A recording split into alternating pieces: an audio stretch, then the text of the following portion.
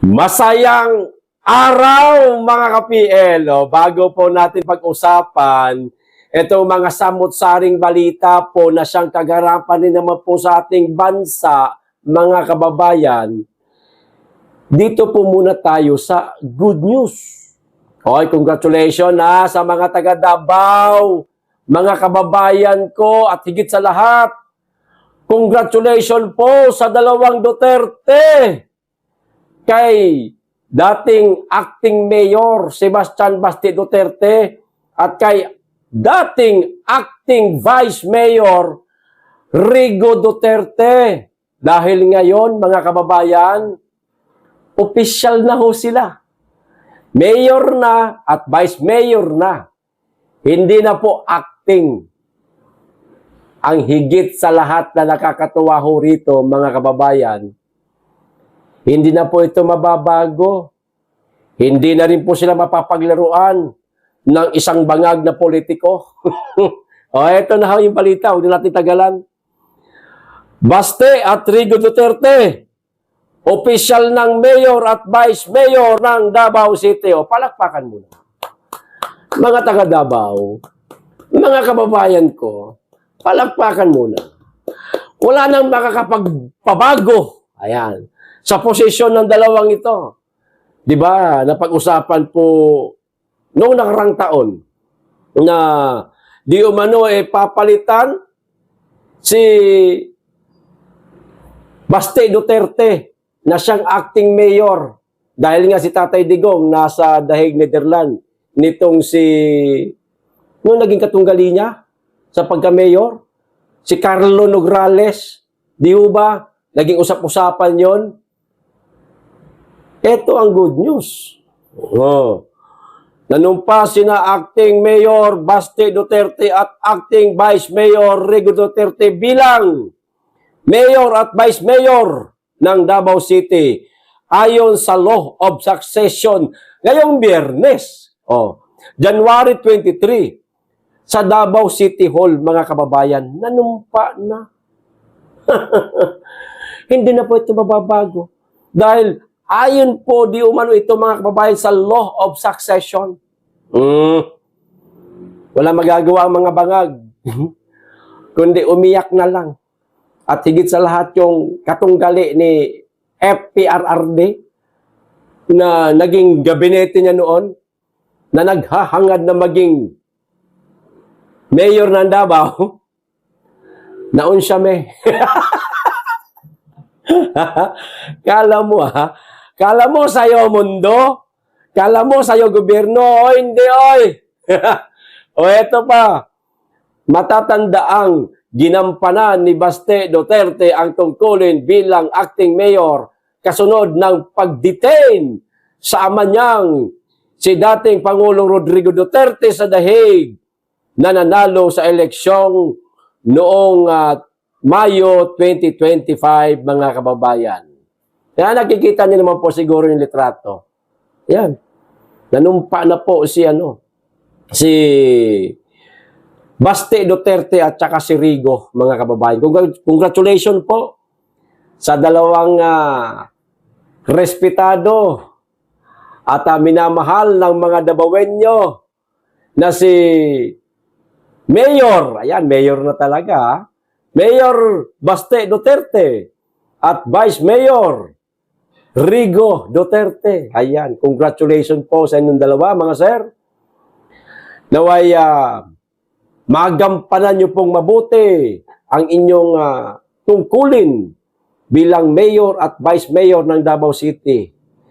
Mapaglingkuran nyo ang ating mga kababayan ng punong-puno ng galak at hindi kailanman magsisisi. Dahil alam na siyempre ng ating mga kababayang Davaoenyo kung paano kayo mamuno. Kaya hanggang sa ngayon, nananatiling Duterte pa rin ang nanunukulan dyan sa Davao City. Minamahal kayo ng mga taga Davao, higit sa lahat, ginagalang kayo dahil sa inyong napakagaling na liderato bilang alkalde at pangalawang alkalde ng Davao City. Congratulations good luck at higit sa lahat, pagpalain po kayo ng nag-iisang Allah. Okay, ito pa, isang balita, mga kababayan, na sasakit po ang ulo ni Mr. President dito. Bakit? Hindi ho nila akalain, mga kababayan, na biglang magkaganito po ang senaryo maaaring itong si Saldico, meron na pong pakikipag-usap na nangyayari o ginagawa dito sa mga nagsampa ng impeachment laban kay President Bongbong Marcos. Baka nag-uusap na itong mga ito. No? Baka yung bit-bit po ng mga nagsampa ng impeachment laban kay Bongbong Marcos, yung mga ebidensya, yung isang maletang bit-bit ni Atty. Luna, malay natin. Baka galing po yung kay Saldico, mga kababayan. Bakit niya nasabi ito na handa o mano siyang makipagtulungan dito sa impeachment na isinampa kay Bongbong Marcos? Kanino siya makikipagtulungan? Yung nagsampa po kahapon. Sila Topacio, sila Respicio, si Atty. Luna, marami pang iba na kasama nila, kasama mga retired generals. Baka nga meron ng mga pag-uusap yan. Ayos, mga kababayan. Sasakit ang ulo nito ni Bongbong Marcos. Duduguin po ng duduguin yung kanyang wet box. Ito, sabi po dito sa balita na ipinost po ni MJ Mondihar. SMNI News. Ayan breaking news. Kita nyo na dating Congressman Saldico handa umanong tumayo bilang state witness laban kay President Marcos Jr. sa impeachment case na inihain ng mga dating congressman, abogado, retired generals at iba pang personalidad laban sa Pangulo, mga kababayan. Inanunsyo ito ni dating Congressman Mike Defensor sa kanilang press conference sa Quezon City. Ayan, mga kababayan. Ang nag-anunsyo, si dating Congressman Mike Defensor, mga kababayan, na si Saldico ay handa na di umanong tumayo bilang state witness laban kay President Bongbong Marcos sa kanyang impeachment case. Nako, Junior, kabahan ka na. Ito na ho yung kahilingan nating lahat, mga kababayan. Matagal na po tayong humihiling at nananawagan kay Saldico na, Sir, baka naman tumulong po kayo sa mga nangyayaring korupsyon at anomalya sa flood control project na kinasasangkutan ng ilang mga elected official. O eto na. Handa siyang tumayong state witness, mga kababayan. Siyempre, halimbawa, kung ikaw, si Bongbong Marcos, at nalaman mo na ganito ang naging pahayag ni Saldico, kakabahan ka na, mga kababayan. Kasi ikaw na si Bongbong Marcos na nalalaman itong sinasabi ni Saldico, alam mo alam mo, Bongbong Marcos na maraming nalalaman tong mama na ito Yung mga hawak niyang mga dokumento, mga ebidensya, lihiti mo. Hindi ko sinungalingan na katulad ng sinasabi ng mga supporter ni Bongbong Marcos, mga kababayan, na gawa-gawa lang daw ni Saldico. Yung mga pagsiwalat niya sa kanyang video na pinagpiestahan po natin lahat. Di ho ba, mga kababayan? Siyempre, ma-e-stress ngayon si Bongbong Marcos, mga kababayan. Baka nga ngayon pa lang nag-iisip na ng exit plan yan, mga kababayan No? Kaya nga tuloy ako nagdududa doon sa sakit-sakitan moment ni Bongbong Marcos na meron di umano siyang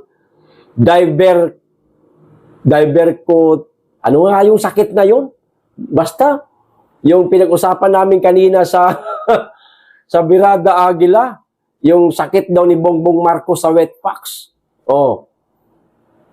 Baka nga hindi, baka nga diversionary tactics. Hindi ba? Malay natin, baka yun diversionary tactics, mga kababayan, sa impeachment laban sa kanya. Siya nga naman, halimbawa lang, ito, kwento lang naman ito. Ito opinion lang naman po natin. Halimbawa, ang lumusot na impeachment, mga kababayan, yung kila Mike Defensor, kila Topacio, kila Respicio, at mga kasama niyang mga general, siya ang tatanggapin. At yun ang pag-uusapan. Yung mga ebidensyang ipiniresenta nila, bit-bit nila, yun ang, syempre, yun ang titignan, bubusisiin, kung lihitimo ba. At kasabay po, mga kababayan, ng pagsabi ni Saldico na handa di umalis at tumayo bilang testigo. Halimbawa, yun po, ang tatanggapin bilang impeachment case laban kay Bongbong Marcos. Yung sakit-sakitan moment ni Bongbong Marcos, mga kababayan, na anong sakit nga yun? Diverculitis? Ayun. Basta yun na yun. Para sa akin, hirap man akong banggitin nyo kasi pang doktor yun. Diversionary tactics. Malay natin, baka yun ang gawin niyang dahilan, mga kababayan. Kapag ka nagkaipitan na, talagang kasagsagan na ang impeachment po laban sa kanya, malay ho natin, baka gamitin po nila yung sakit-sakitan na yan. Teka, lumalaho yung sakit ng presidente. O, di ba? Talagang tumitindi na ang pagdurugo. Namamagana yung kanyang large intestine, yung kanyang wetbox, tumudugo na. Halimbawa, malala na, na-infected na. Kinakailangan ng dalhin sa pagamutan sa ibang bansa ang Pangulo. Kinakailangan niyang operahan para bumuti yung kanyang karamdaman. Yun pala, exit plan yun. Pwede? Pwede ho, mga kababayan. Di ba? Ngayon pa lang, naglalatag na sila ng kung ano-anong maaaring pwede nilang sundan. Eto, yung sakit, inilatag nila yan. Kalaunan, kapag ka nagkagipit na dyan sa impeachment na yan, pwede na po nilang sundan yung sakit-sakitan drama moment ho nila. Okay na kailangan nang ialis si Presidente sa Pilipinas? Kinakailangan na siyang dalhin sa Jumerica at ooperahan. Yung pala, hindi naman sa Jumerica. Takas moment na pala. Pwede? Pwede ho, mga kababayan. Para lang, wag siyang maipit, madiskitahan na yan ng ating mga kababayan at higit sa lahat nitong mga nagsampa ng impeachment laban sa kanya. Pwede? Pwede. Pwedeng drama lang yung sakit-sakitan? Pwede. Pwedeng gamitin yan para sa kanyang graceful exit? Pwede rin po, mga kababayan. Di po ba? Ayan po, kwentong kanto, ika nga, na pwedeng mangyari. Di ho ba? Kayo na lamang po ang humusga. Ito pa isa, mga kababayan. Ito yung mga nakakatawang balita talaga. Itong tungkol po kay Bam at saka kay Leni Robredo. Ang lakas ng loob naman itong mga ito. Ewan ko lang kung si Bam Aquino ba at saka si Leni Robredo ba ang may sabi nito. Baka mga supporter lang rin ho nilang mga kakamping. Ito, basahin ko na lang. Boto ng Mindanao, malapit na umanong makuha ni Bam at Leni Robredo. Oy, mga taga Mindanao, iboboto nyo ba itong dalawang ito na umuugo ngayon sa social media na ito di umano ngayon ang magiging katandem o magtatandem sa 2028 election, presidente at vice-presidente? Mindanao, magsalita kayo. Iboboto nyo ba itong dalawang ito? Eh, yan ho kasi ang yan ho kasi ang pinapalabas nila eh. Kala ko napatay yung mikropono ko, pasensya na tinignan ko. So, ito pa. Umuugong sa social media. Eh, social media lang pala. Ang panawagan ng ilang grupo at netizen na makuha ang suporta ng Mindanao para sa posibleng tambalang Leni Robredo at Bam Aquino sa 2028 presidential election. Di ba? Oy, Mindanawan. Oh, ayon sa grupong Mahal Ko, ang Pilipinas, naniniwala silang may lumalakas na interes sa Mindanao para sa oposisyon. At ito umano ang maaaring maging susi sa pagbabago ng pamahalaan. Aba, sarap pakinggan. Mindanao is for Leni Robredo and Bam Aquino soon. Pahayag ng grupo. Sino bang grupo yan? Pakiharap mo nga sa akin yung leader ng grupo na yan. Makotongan ko lang. Magising siya. Hoy, taga Mindanao kami. Taga Mindanao ako. Karamihan, Duterte pa rin. Nabuang mo. Ang lakas nyo. Mag-hallucinate. Sa bagay. Hallucination na nga lang, mga kababayan eh. Hahadlangan pa ba natin? O pangarap? O yan. Nangangarap na nga lang. Sa bagay, sabi nga, kapag ka nangarap ka, lubos-lubusin mo na. Yung bang maiinis sa'yo, yung mga makakabalita, nakakaalam doon sa mga pangarap mong kahit alam mong malabong mangyari, eh yun ang kinakailangan mong sabihin para mang-asar na lang. Eh, pang-aasar na lang to eh. Oh, sa ngayon, wala pang opisyal na pahayag si Sina Robredo at Aquino hinggil sa kanilang posibleng pagtakbo sa 2028. At nananatili po itong usapin sa hanay ng mga taga-suporta. Yun. Mga taga-suporta po, mga kababayan ni Leni Robredo at ni Bam Aquino. So, usapin pa lamang po ito. Pangarap. Hindi pa po ito mangyayari. Pero, ganun pa man, bagamat naging usap-usapan na po ito, mga kababayan, at maituturing po itong mind conditioning para sa mga taga Mindanao, kung taga Mindanao ka, katulad ko, paki-comment. Kung sang-ayon ka ba rito, na karamihan di umano ng mga taga Mindanao handang sumuporta kay Leni Robredo at kay Bam Aquino. Okay? Ito pa isang balita, mga kababayan. Itong tungkol naman po dito sa, nakakalungkot, wag sanang mangyari ito. Mula po itong balitang ito, mga kababayan, sa business world. Ito, sinabi po ito ni Palace Press Officer Claire Castro, mga kababayan. Ito, basahin ko na lang po.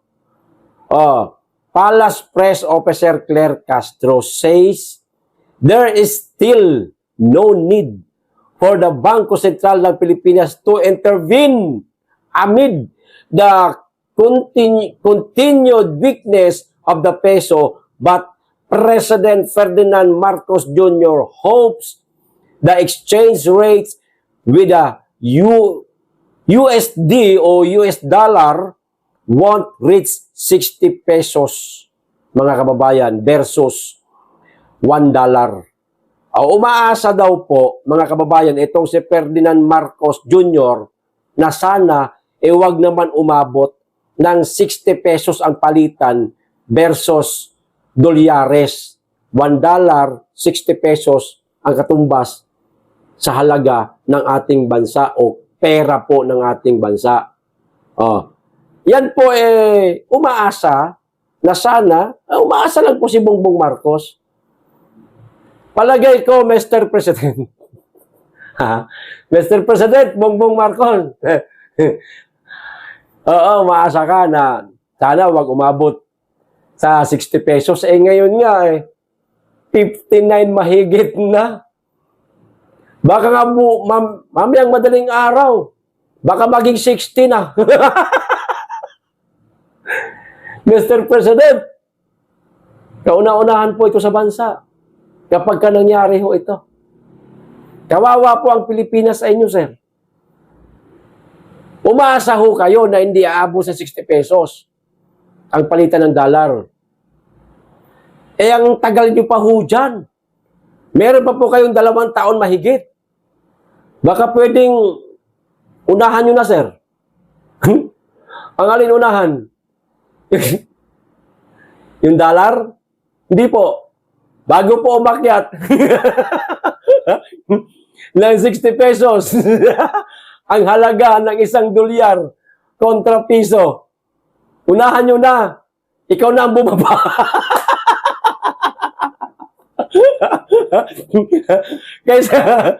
kaysa umakyat. Ha? Ang halaga ng $, kontra piso, mga kababayan. Di ba? Oh, ba't di natin hikayatin si Mr. President na, sir, kung ayaw niyong bumaba, ay umakyat yung yung $, kontra piso, o kayo na lang po ang bumaba. Kasi, baka, bago po magtapos ang termino nyo, Mr. President, hindi lang po 60. Ha? Hindi lang po 60 ang aabutin ng dolyares kada $1 kontra sa ating pera. Baka lang naman. Baka umabot po na 72. Naku, naloko na. Sobrang kawawa na talaga ng Pilipinas, mga kababayan, kapag ganoon ang nangyari. Di po ba? Sir, Mr. President, total, meron naman po kayong yayay sa Webbox. Meron po kayong yayay sa Webbox. Nagdurugo. Nagdurugo ba? O namamaga lang? Ha? Huwag niyo po kasi sosobrahan masyadong maglagay ng malalaki dyan sa ano ba? Okay, kakain ng mga santol, bayabas, nakakatigas po ng etchas yan. O pag lumabas, pag naging tubol yan, naku po, laki. Basag ang wet packs nyo. Paalala lang po yan. Pili din po kayo ng malit-liit. Masyadong malaki naman siguro.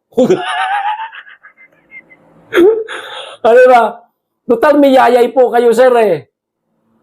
Pabaan nyo na kaya? Ano sa palagay nyo? Ha? Kaya hindi? Nagtatanong na naman po ako. Kaya nyo pong bumaba o hindi? Pero hindi. Karapatan nyo po wag bumaba. Binoto namin kayo eh. Karapatan nyo po hindi bumaba. Pero, sa palagay ko, karapatan din ng mga Pilipino na sabihin hindi na po nagugustuhan ang inyong pamumuno. Karapatan din ng mga Pilipino na mag-withdraw po ng suporta sa inyo. Lalong-lalo na kami mga bumoto sa iyo.